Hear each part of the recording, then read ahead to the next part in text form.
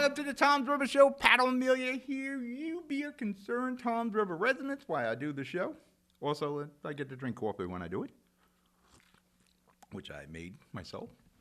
My Black & Decker coffee pot seems to be acting properly. It hasn't been spewing coffee out like it did a couple weeks ago. Remember, live stream. Download the live stream app. You can watch all the programming on live stream, plus mine with Ready to Roll and Hudson Media Group. The lottery's on there live. There's a lot of things going on live stream. Plus, we will be broadcasting the Tom's River primary for mayor on live stream. So download it. You can watch it in the show on Comcast 190. You can watch it on live stream. You'll be on your cell phone, on your tablet.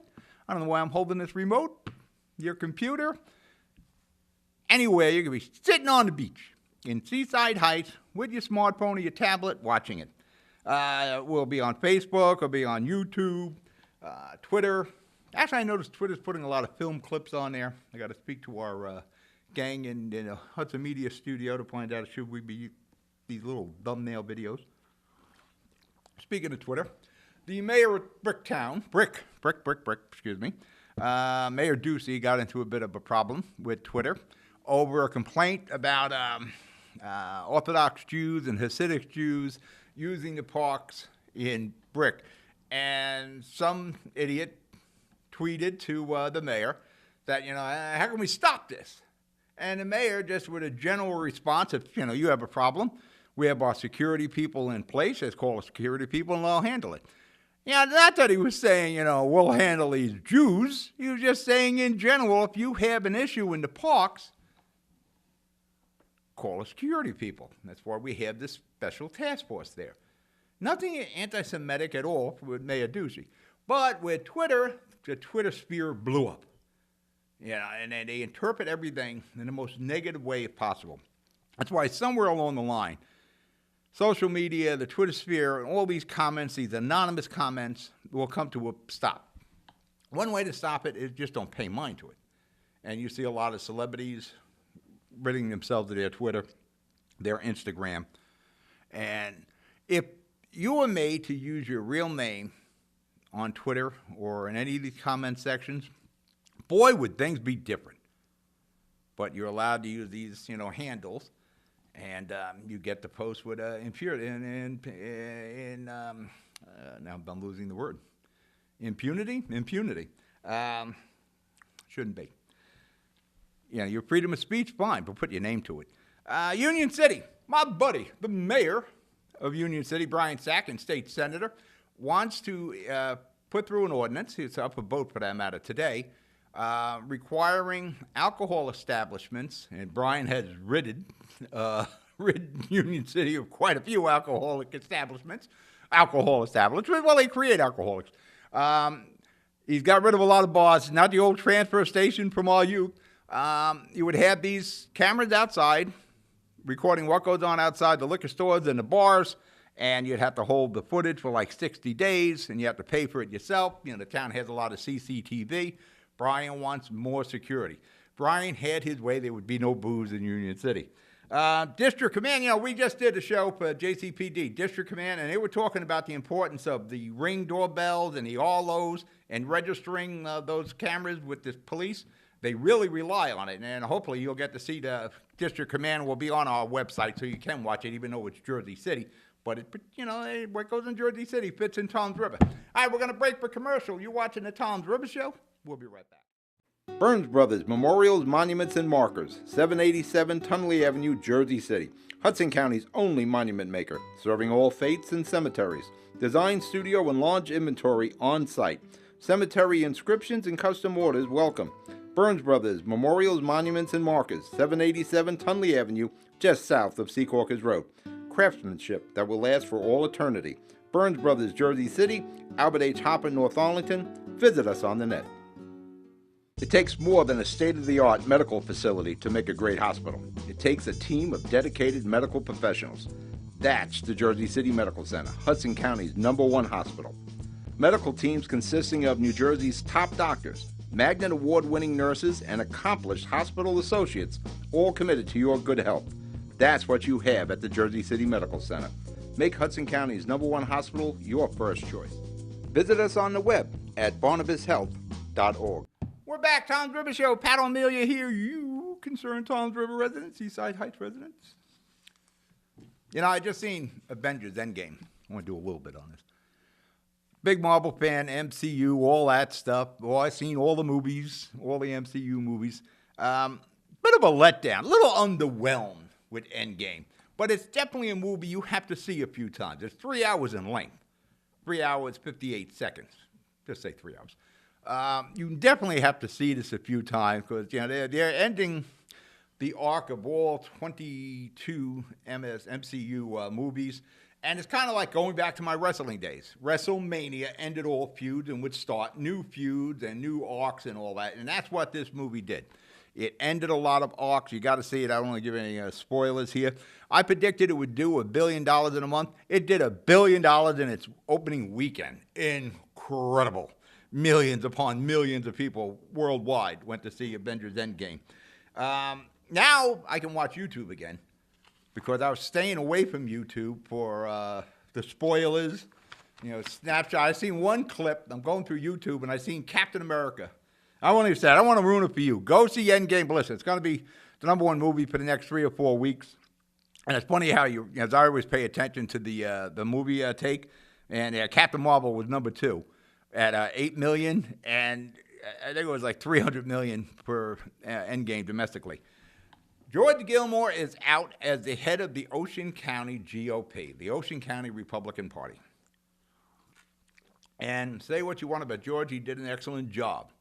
Ocean County was recognized state and nationally because of the work of George Gilmore. I don't know the guy. I think I said hello to him maybe once or twice up on the boardwalk. You have to respect what he did. He made some mistakes personally, and he's going to appeal the convictions, convicted at 3 of the 6 counts. But there's no taking away what George Gilmore accomplished for Ocean County. He alone got national recognition. Trump was here in Ocean County, a presidential candidate. The White House knew about Ocean County even before. During the George Bush administration, they knew about Ocean County. So George, for everything that people are saying bad about George, there was a tremendous, it outweighs. There's all the good and the bad. But what happens now with George out? Well, kind of like Endgame. We're finishing the George Gilmore arc, and we're starting phase 4, or whatever phase, in this case, phase 2 for Ocean County. Frank Holman will be the next head of the Ocean County Republican Party. Understand, he's got a political background. He's not in-your-face political. He's one of the background guys. Very reminiscent of a friend that I knew, passed away, Buddy Demolier. Buddy was never in your face. He was in the background. Ray Lesniak is a guy like that. Well, Ray's both ways. He's in your face, but when he's involved in the election, he's in the background. Frank's got a big problem here because there's going to be a huge upheaval in Ocean County. George Gilmore's appointees, rent, don't buy. His municipal and county contracts, whether for his law firms, himself, or associates, all in question now. People who have favored status in Ocean County because of their relationship with George Gilmore, got a problem. History, for the most part, will say if you're connected to the previous head of an organization, you're not going to be around with the next head of the organization. And that's true. People who were associated with George Gilmore during the trial, there were some wild things like people lent George Gilmore $300,000. Why? Well, he was a political power broker, and my friend, and I have a political job. Those people may come under question. There's going to be a lot of change in Ocean County because of George Gilmore stepping down. He had no choice, by the way. He was going to be forced out, whether he stepped down. He lost. The AG was going to take all his political positions, his public positions. And, Joe Coronado, Mo Hill, everybody from the Republican Party was saying he needs to step down. Saying it with respect, but needs to step down. I went through something very similar to this in Hudson County with Bobby Januszewski. And when Bobby Januszewski went down, he was caught on wiretap in the He cooperated with the federal government. Everything changed. Whoever was the Bobby J guy, they were soon gone. When there was a change at the top, everybody associated with the top is gone. People who live by the political sword, it's an old saying, but man, is it true. You live by the political sword, you're going to die by it. If your position in Ocean County or the municipalities were connected to George Gilmore, it's a good chance that you got a problem in the upcoming months or within the next coming year. Frank Holman is going to have his own people. He's going to have to take care of his soldiers and his workers and his committee people. He's not going to be beholden to George Gilmore's. So there's a chance. And listen, it is politics. You take care of the soldiers. Those who were with Bobby Januszewski, after Bobby went down, they were gone. It ushered in a whole new era in Hudson County. We had new mayors in Jersey City, Bayonne, I believe, Hoboken. Dave Roberts came in after Januszewski. Union City, there was a new mayor there. It was a big change all through Hudson County. Freehold is changed, surrogates changed, all the constitutional offices changed. Everything that had to do with Bobby J changed. Now, Holman's main issue with Ocean County and the GOP is not only bringing stability back, putting his thumbprints on the organization, is keeping Ocean County GOP. Because it is very possible that the Dems, the statewide Dems, are going to look at Ocean County, going to look at Toms River in particular and say, there's blood in the water. The Petro guy, let's get behind him. Because the Dems already have Brick with Ducey, Mayor Ducey there. If the Dems can get Toms River, then the county starts to fall in line. Freeholders, that sort of thing. All that changes. So it'll be very difficult for what Frank Holman's going to do. It'll be interesting to watch. All right, we're going to break for commercial. You're watching the Toms River Show. I'll be right back. Good Friend Self Storage in North Bergen, New Jersey is a fully climate-controlled facility equipped with state-of-the-art security, packing supplies, a Refer a Friend program, and multiple loading docks convenient for commercial use. Located just off of Route 3 at 4301 Tunnelly Avenue, Route 1 and 9. Call 201-867-2444 or visit us on the web today. Good Friend Self Storage. Let us be your good friend. I'm back. Pat O'Meara here, Toms River Show. Hopefully I'm entertaining you, giving you a little inside stuff. Who's number one in the highest toll revenue roads in the nation? Well, I bet you're thinking New Jersey. No, we're not. We're number 2 and number 3, but we do have connections to number 1. The number 2 organization, toll road in New Jersey, number 2 is the New Jersey Turnpike Authority at approximately $1.6 billion in revenue. That's a lot of money for the tolls. $1.6 billion in revenue. And you know what? The Turnpike, it's shameful. And I'll get into that further. The number 2, now Turnpike was number 3. Number 2, Turnpike number 3 in revenue. Number 2, the Port Authority of New Jersey and New York at $1.7 billion, which is really amazing when you figure how much more in tolls in all those bridges and tunnels. And we got just a turnpike we're talking about here. So they are really rolling. But the Port Authority, George Washington Bridge, Lincoln Tunnel, Holland Tunnel, all the Port Authority bridges, $1.7 billion. A little bit more than just the New Jersey Turnpike. Number 1 was the MTA in New York. Now, a lot of Jersey people are involved with the MTA. You know, if you're riding over the GW Bridge, they want to hit you with congestion pricing, which is only just, it's going to be a tit for tat with the congestion pricing. You know, Murphy is talking to New York, even though the MTA said we don't know what Murphy's talking about, Governor Murphy. If they're going to hit New Jersey drivers with the congestion pricing, we're going to hit them somehow. Mayor Fulop, my guy in Jersey City, said, you got a lot of cars coming out of that Holland Tunnel into Jersey City. And you know what? You're right. And we always get the armpit aspect of the tunnels or the bridges. And the tolls are on our side. all the traffic is backing up on our side. All the cars are slowed down, in this case, slow down. There's still some cash people. All that, we talk about cars idling. There's a lot of friggin' idling getting into the Holland Tunnel, especially the Lincoln Tunnel. But New Jersey always gets that aspect. New York side, yeah, you blow into the Lincoln and the Holland Tunnel and off you go. There's such thing as blowing into it nowadays. There's always traffic. My Mayor Phillips said, we can charge them. So it's probably better if they don't do that. The only place that has congestion pricing is in England, as I understand it.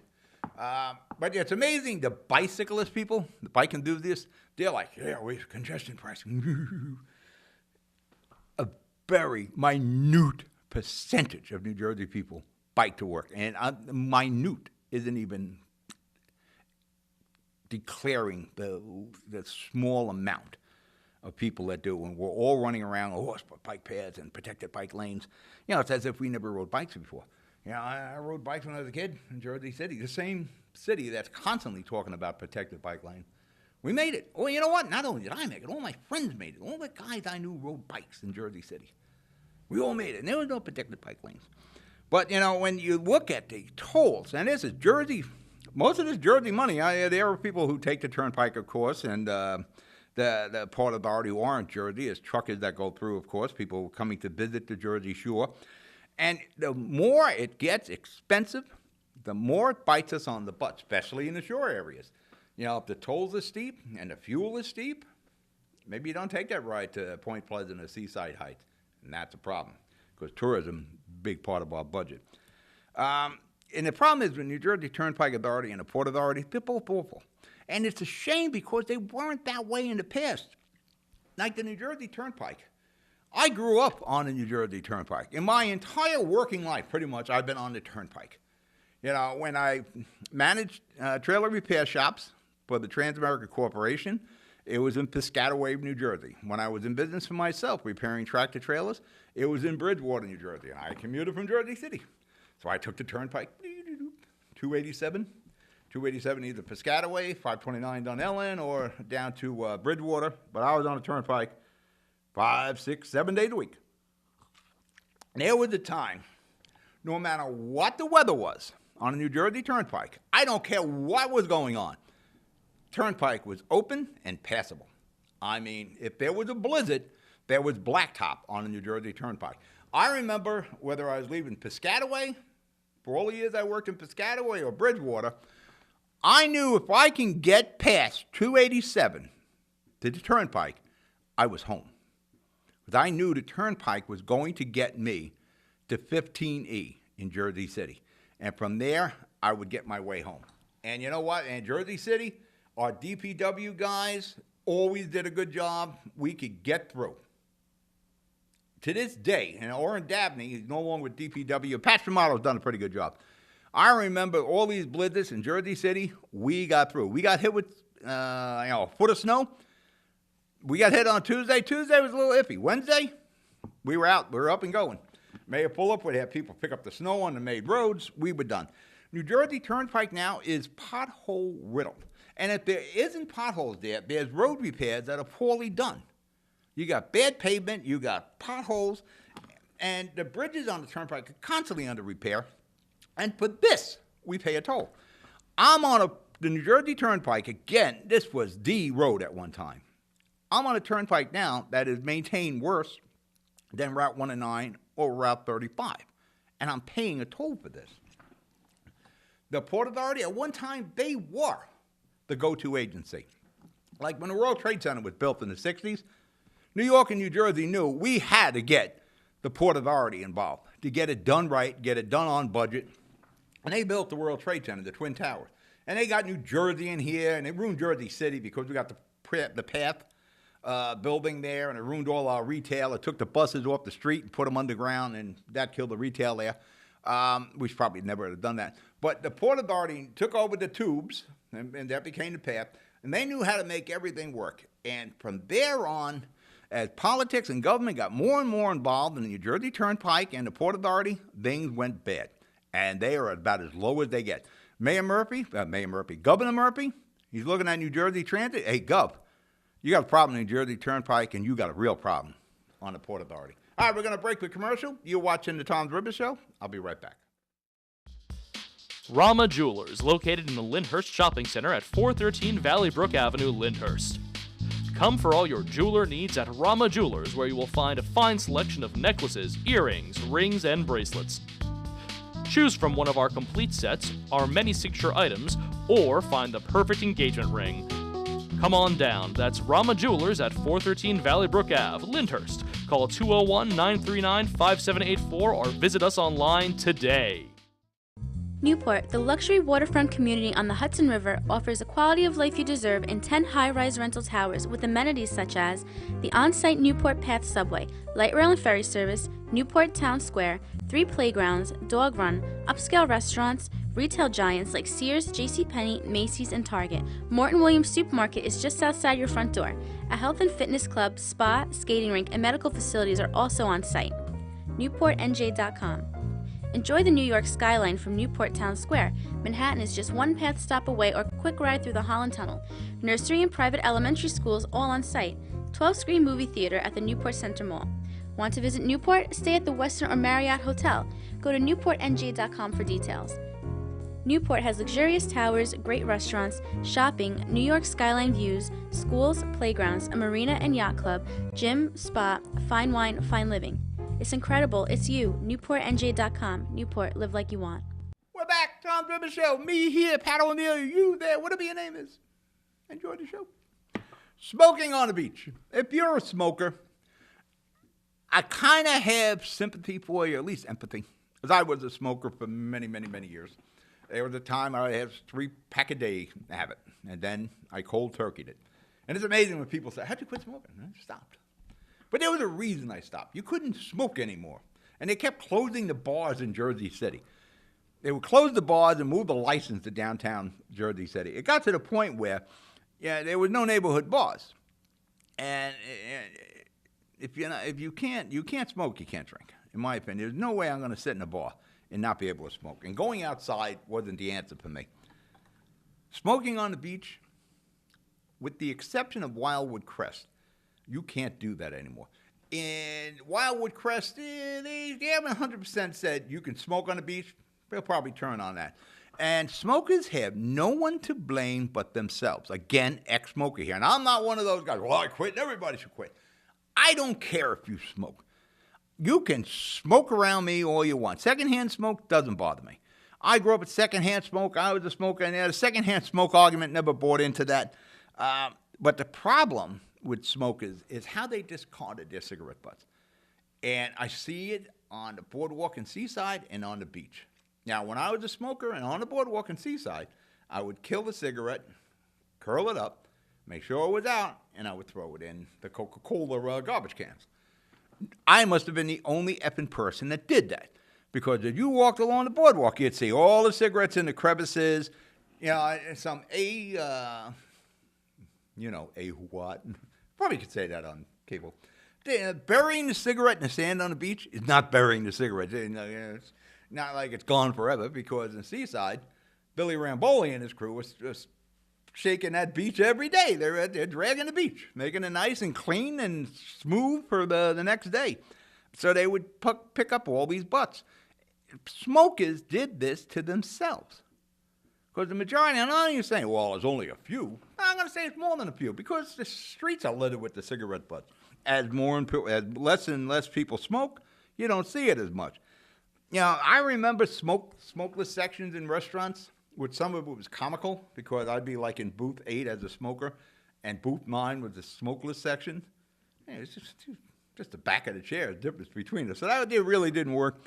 And when they stopped smoking in bars, that was the end for a lot of us smokers. You just can't watch the Yankee game, have a beer, and not have a cigarette. But you know what's odd? You can have a hookah, this huge friggin' device that everybody's smoking on. I don't know if you know what a hookah is. It's pretty big. Everybody's smoking away. That's okay in a bar or a restaurant.